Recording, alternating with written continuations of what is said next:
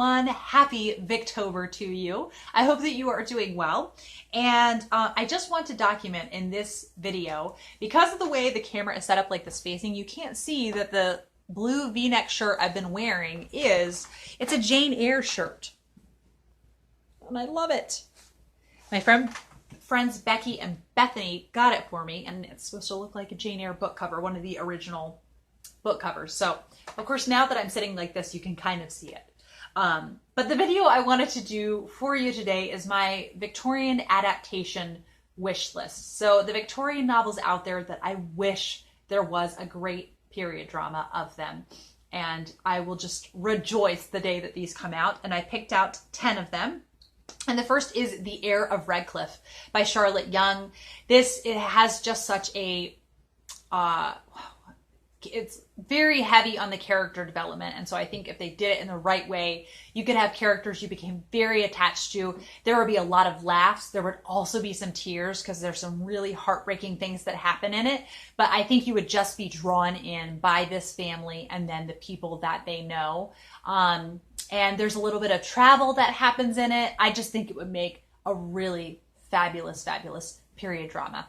Next is Agnes Gray by Anne Bronte. It is a shorter book, so I think shorter books are often really easier to, put into, period drama form than a long book. There's a lot more you have to decide what you're going to cut out of it, but a shorter book, you have to make less of those choices.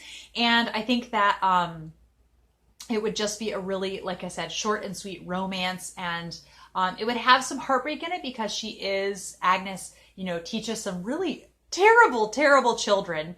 And so those scenes would be really hard, but the romance is very sweet in it. And the third one is The Law and the Lady by Wilkie Collins. I am just obsessed with this book now. I read it in December, and it is my third Wilkie Collins book to love, and I could not stop reading it. I read it over the course of 3 days, and it's about Valeria, and she knows her husband, her brand new husband, has some secret from his past, and she is just so compelled. She cannot help herself but to find out what his secret is, and then to sort of try to fix things after she finds out what the secret is. And I think it would just be so suspenseful and edge of your seat, cliffhanger endings to the episodes. It would be great. Then the fourth one is Sylvias Lovers. Now, I can much more handle sad books than movies. I'm never really motivated to watch a film version of Wuthering Heights. I tried a couple years ago, and I just don't like how I feel when I watch really sad ones. I watched Tess of the D'Urbervilles a couple times, and I'm good. I don't need to watch it again. Just the really sad ones. So I'm not sure, how much I would enjoy it, but I would just love to see this setting, the Whitby setting. It's called Monkshaven in the book, but it's Whitby. And just to see this coastal town, I think some really beautiful cinematography could happen. Some really beautiful visual things, like in the beginning, Sylvia buys a red cloak. That's how it starts out. And just that red cloak, I picture in like very gray and brown landscape, could really stand out and just be really visually stunning. The fourth one on the list, the fifth one, is A Welsh Witch by Raine. So this also, like Sylvia's Lovers, has this very otherworldly Gothic feel to it. And Catherine, the leading lady, who the title is named after, is just a fascinating, fascinating character. And I would love to see, because she has such a connection with this island that they live on. And she knows about certain parts of the island that no one else on the island knows about. She's like so one with the island. And I would just love to see some really beautiful settings and kind of haunting music to go with it. And I think it can be done really well, just this sort of kind of haunting type period drama. Then Ramallah by George Eliot. This one would be definitely challenging to do because George Eliot's books are very understated, I think. And kind of the navigation of making Florence, Italy look although I don't know what the buildings in Florence, Italy look like now. I was going to say, to make it look like it did in the 1700s, maybe it wouldn't be that hard. So I think there are some logistical things. But it is such a fascinating story, such a really just really fascinating time with the Medicis and church politics. All of that, I think, could just make a really rich tapestry for a period drama and just really conducive to a great story. Then Mary Barton by Elizabeth Gaskell. I had to include this on the list because this is, it's like a combination of a mystery and a great love story. And just some really compelling storylines, things that you're really rooting for certain characters and for certain things to happen.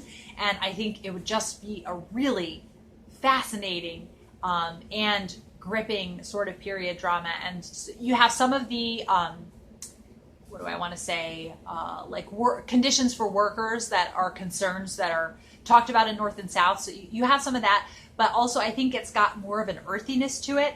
And, you know, one character is a sailor. He comes back and tells these stories, one how he saw a mermaid. And I think those elements included and could just make a really fascinating, fascinating period drama.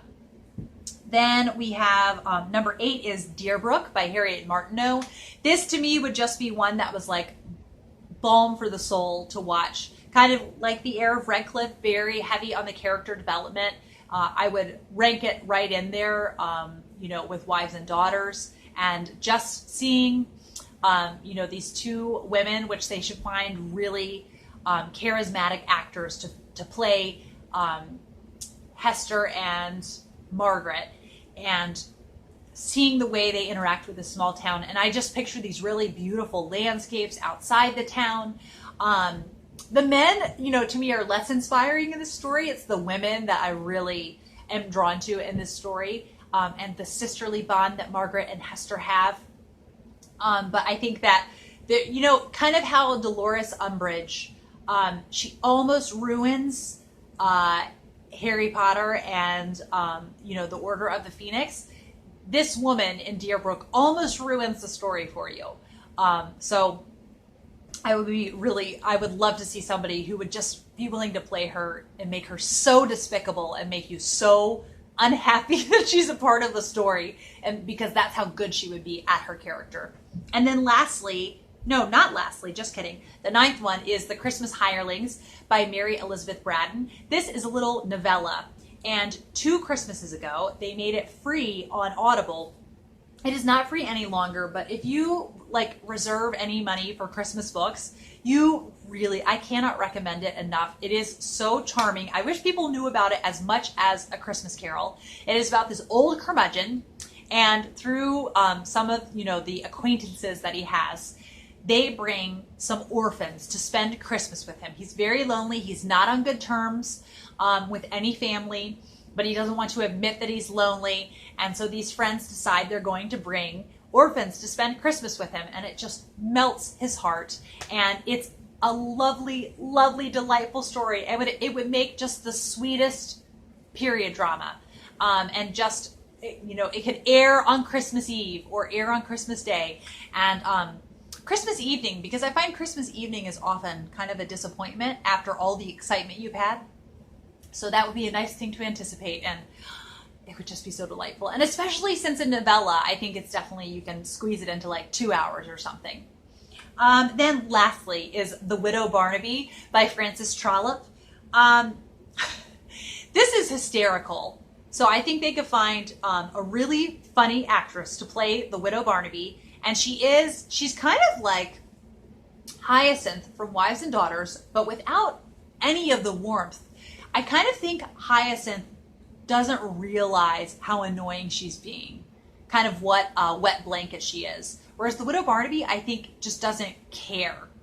And so they would have to tread this line, kind of like they do with Michael Scott in The Office, of making them really ridiculous, but giving you a little bit of relief as you're going through.